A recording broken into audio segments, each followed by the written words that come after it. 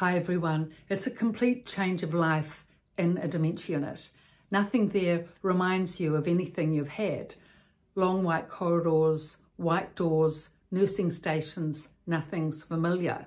So it's very confusing for a dementia resident to be able to cope with this. But if you've had to adjust to a lot of things in your life, then you'll be able to adjust to living in a dementia unit, chances are, a lot more easily. If you've travelled a lot, if you've been in the army, if you're used to the army barracks, if you've been to boarding school, all these adjustments that you've had to make in your life stand you in good stead to living in a dementia community. But if you've lived in the same house, in the same street, in the same way all your life, and you haven't had to adjust to various circumstances, it makes it a lot more difficult to be able to adjust to living in a dementia community and all that that entails. It's very different for everybody though. For example, if your mother or father has been in a nursing home downstairs to the dementia unit, which is upstairs, and they've been quite frail, limited in walking, they're on a walker, they don't go outside much, then to go upstairs to a dementia unit, the curtailed freedom, they may well not even notice too much. But certainly for someone that's come from the outside in their own home straight to a dementia unit, that's going to be extremely difficult and stressful to adjust to.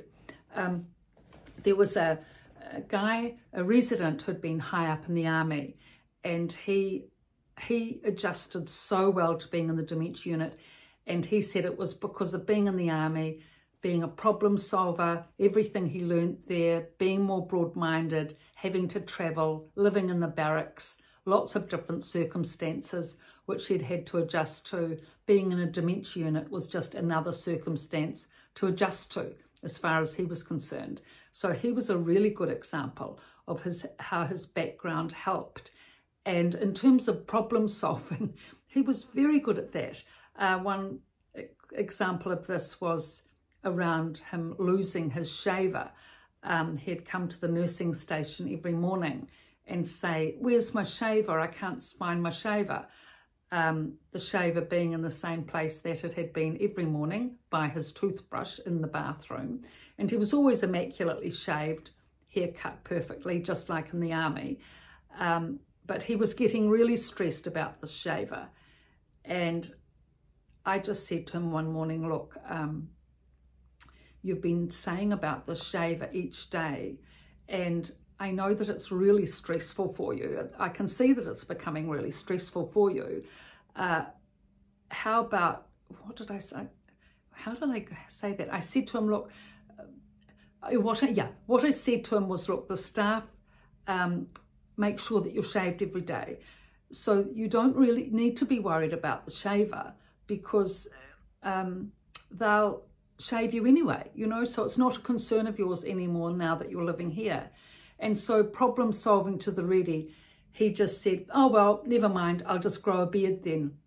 And I never heard him say again about the shaver and the problems about finding the shaver. He completely switched his thinking. You know, a fantastic example of being able to adjust to the environment and how it was. Now, another way that he adjusted was that his room was like the barracks. Nothing in it. It was north facing, that's one advantage. Otherwise, nothing in it. Just a small little photograph, a wedding photo, and a photo of him in the army with his regalia on, badges and stripes and such like. Very limited wardrobe. Standard hospital chair, uncomfortable, and a clock. He did have a brass clock by his bed because he liked to know the time. That was it. No comforts, no bedspread, no fluffy rug. He'd just lie on top of the bed, no matter how hail, rain or shine, no matter how cold or warm or anything it was. Just lie just on top of the bed. Just lie there and think. That's what he did. And he was brilliant. I mean, he knew right back to Mesopotamia and the Egyptians, right through to rockets. All the history he retained. Unbelievable. And But his room was stark and he was fine with it. Now, it is not that way for most people, of course, and that's where the adjustment needs to come in terms of being able to adjust to this massive change of life. I mean, for most women, many women, you know, they like the comforts of home. And if so, it's important to bring in the comforts of home for them to have that familiarity, and then they're much more likely to be able to adjust to the change of living in a dementia unit. So as we've gone through in the earlier videos, you know, the whole scenario of setting up the room in a comfortable manner, so that there's a nice duvet, their own comfortable pillow, a warm mohair rug, comfortable chair, you know, footstool if they liked it, bedside table or table by the chair for their reading material. These things are essential. You know, if you've been living in a nice, comfortable home, you know, and you've had this comfortable setup where you read a lot, and you've got a nice armchair, and you sit in the sun, and you've got a rug over your knees, and you spend like half the day doing that, then you can just bring that whole arrangement to a dementia unit. If you've got the same comfortable chair, same magazines, same rug over the knees, that's half the day gone, isn't it? Adjusting nicely in your room.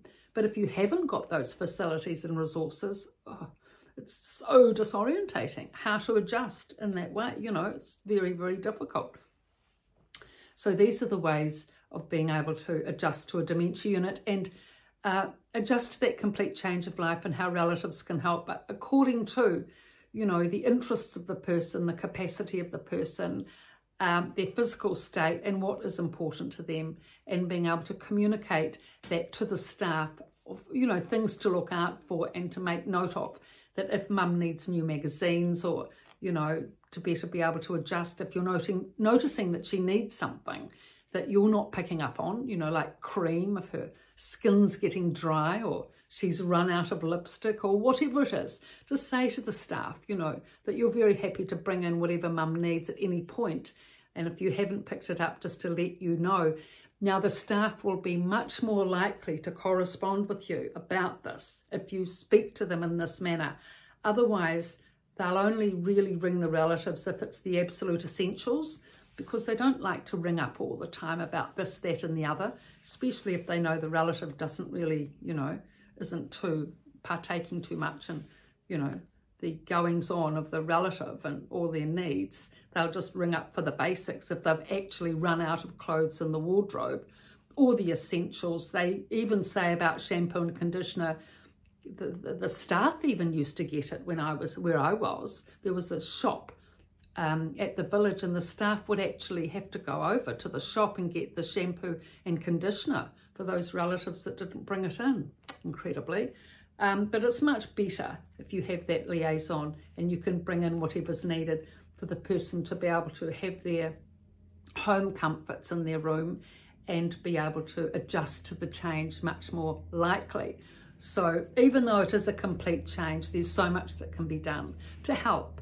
You know, really, if it's a nice sunny room and it's well set up, and they have their reading material, you know, and they've got maybe their little radio going on the channel that they like, or your music CD, or, you know, whatever it is that they like to have, their homely little space, their little refuge, their little home house, all set up with, you know, nice pictures and photos and things that they can look at and recognize and remember and enjoy.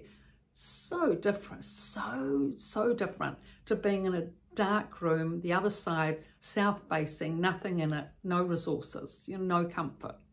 Day and night difference. So that's how you can make so much difference in being able to help people adjust to the change of coming into a dementia unit. I mean, life changes, doesn't it, for all of us in different ways. And a dementia unit is just, it's a bit of a, it's a life quake for many. Of course, it's a drastic difference, but our support, relative support, staff support can help so much in being able to adjust to the change. So these are the two books, The Resident's Voice and The Resident's Rise, with all this material in it, both from a dementia unit, from the resident's perspective, you know, and what will help them. So please subscribe. Please, thank you for the views and your interest. Please pass on the links. Thank you.